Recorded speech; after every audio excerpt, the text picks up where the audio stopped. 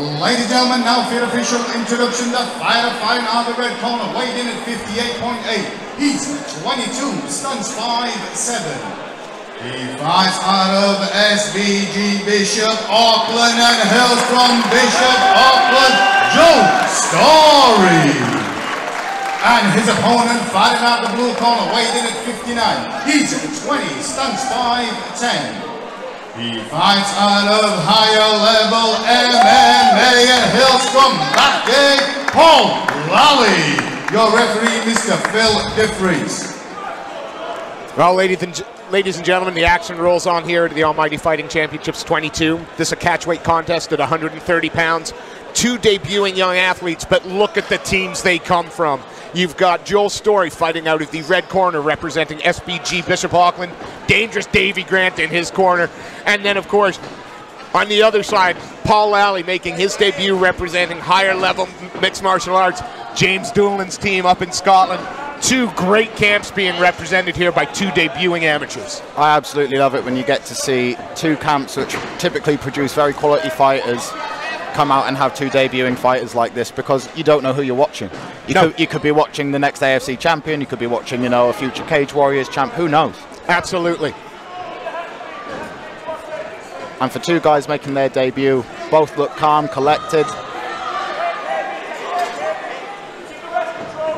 Starts with exchanges on the seat. Both have had a chance to capture the leg and try to get in on the clinch, but takedown defense, clinch work, fairly equal so far on both sides. Ooh. Yep.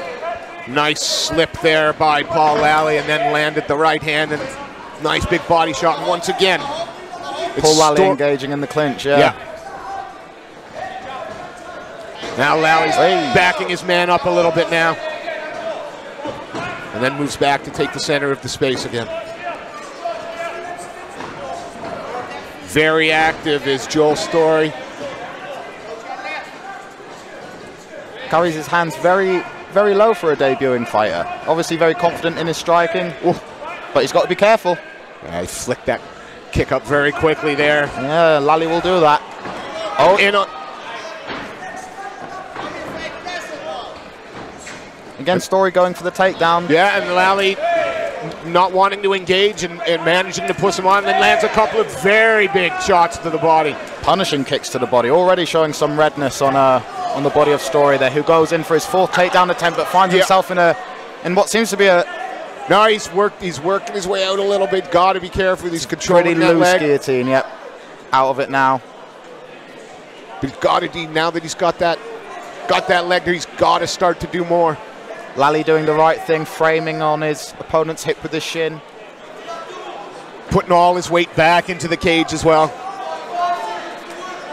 Story needs to get his shoulders to his opponent's hip so that he's able to use his shoulder to pull his opponent's hip down to the mat. Not quite close enough there, but firing off a nice pair of left hands there and a left body kick. So far though, Lally doesn't look too worried or concerned about it. Nice to the body there, changing it up. As soon as he gets his man up against the fence, Lally is unleashing some pretty ruthless combinations here. And then again, nice move, a great work by Lally to keep his man back to the cage, and again rips away to the body. 10 seconds left. Well, and again, here, a nice right counter there from Story. Oh, and a big head kick. We gotta say, and we just at the end of the round. Oh my! I can't wait for number 2. What a great finish to the end of that round. Beautiful head kick there from Lally. Both fighters had some moments in this round. It looked like Story wanted to work the clinch a little bit more, looked like he was trying to control the leg to get the takedown, but Lally refusing to give up the takedown every time in the clinch. He managed to back himself away, and at the end of the round, started to land some heavy shots. Interesting to see here how Joel Story mixes up his wrestling after he chains a few things together, because fairly simple fixes, you know, if he's framing on your hip with his shin, maybe switch it up to a double leg, attack the other leg instead, you know, or try and pull his leg back in between yours. There's a number of things that he can do, but we don't really know the next stages of Paul Lally's takedown defense, because he didn't need to do much past the first phase. That's it, yeah. He did enough to keep the fight standing. He managed to disengage every time. Took very little in the way of punishment or damage when he'd been clinched. We'll see what adjustments Joel Storey makes.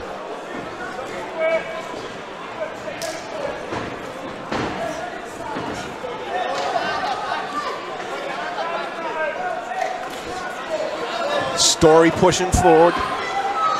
The Storey's got a nice left hook. He's mixing it up well to the body as a straight and then nicely up top. He's in on the leg there. He's got the leg in. But has he been cut? Is he gonna use it to try? Yes, that looks like it's tight.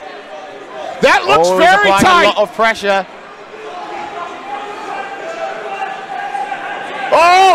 He's out. Technical, no. Wow. Technical submission. What a finish. What a finish. Jon Jones, eat your heart out. Oh my. He got a hold of that neck. He kept adjusting. Showed it in the first round, didn't he? Threatened him with it. Said, hey, if you try and take me down, I'll hit you with this guillotine.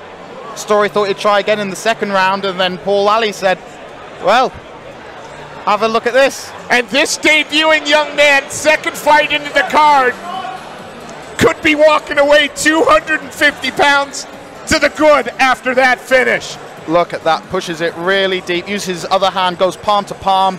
Applies so much pressure. Yeah, look at him driving forward with his hips there. It didn't even give him time to tap.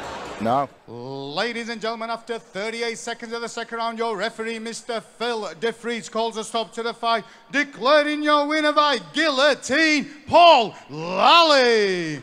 Please show your appreciation for Joel Storey.